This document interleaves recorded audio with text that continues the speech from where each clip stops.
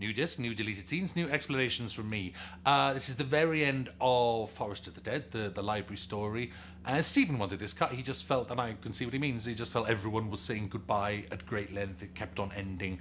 So this is a scene where Steve Pemberton as Lux makes his farewells.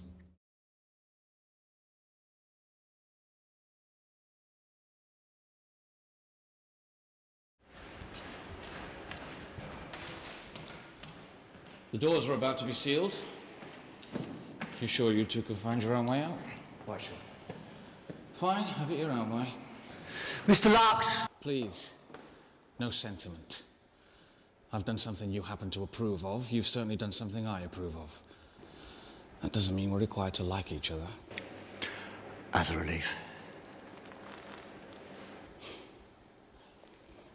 Isn't it?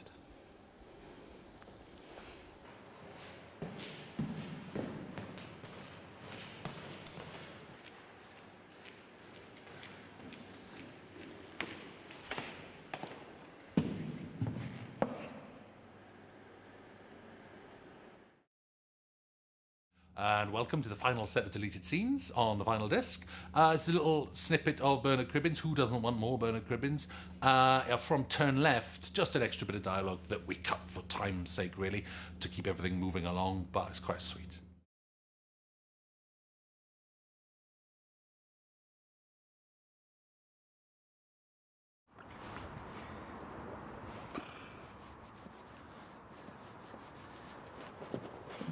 Oh! I stole some soup. Oh, good girl. Yeah. Oh. You all right? Yeah.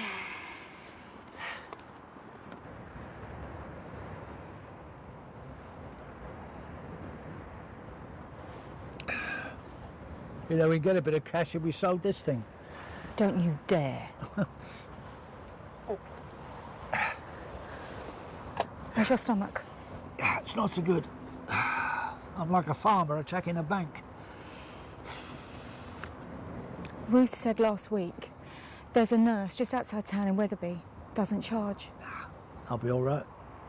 Well, what if you're not? Look, I'm not going anywhere. I promised your dad I'd look after you. It should be the other way round. I always imagined your old age. I'd have put a bit of money by, make you comfy.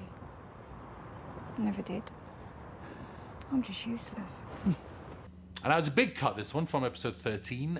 It's like a whole minute-long scene of, from the end on Bad Wolf Bay, the Doctor giving the second Doctor the chance to grow his own TARDIS. We argued over this, and part of me still wishes it was in. Julie was right, though. It was just getting in the way of... There's so many complicated endings and so many complicated emotions. It did just throw you in the middle when they suddenly start talking about a new TARDIS. So I like to imagine this still happened, though. So one day we'll come back and put this one back in. Okay.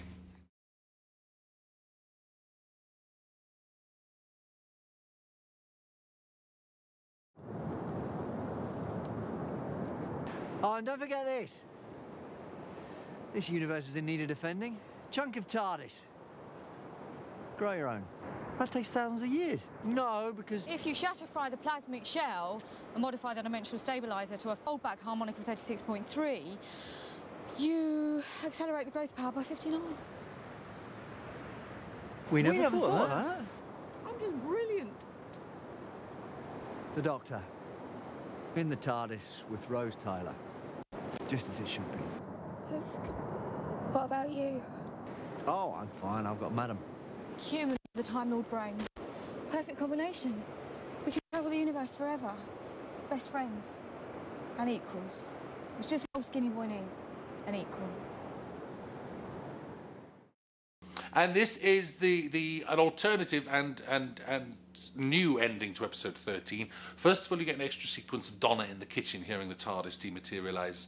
I loved and Phil loved, but Julie put her foot down about this. And she was right, because she asked, why does Donna recognise the sound of the TARDIS when she's just seen the Doctor And you can't really argue your way out of it. It was sort of an emotional beat too far, really. So we were right to cut it, even though Phil broke his heart. He loved that scene. We then go into a very different ending, which ends on a cliffhanger for the series that we wrote. And I wrote it, obviously, and I loved it. And I was then convinced otherwise by Ben Cook, actually, of Doctor Who magazine, who took me to task on it and said, that's the wrong ending for such a sad episode. And I agreed. I still love it, though. Part of me thinks we should have done this. So it's good. You'll like it. It's got Cybermen. Watch.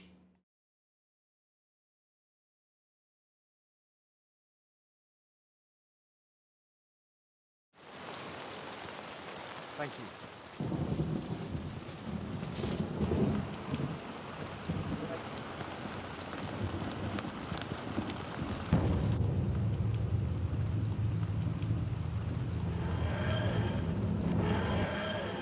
No, she didn't. Well, she's lying. She's a liar. You don't.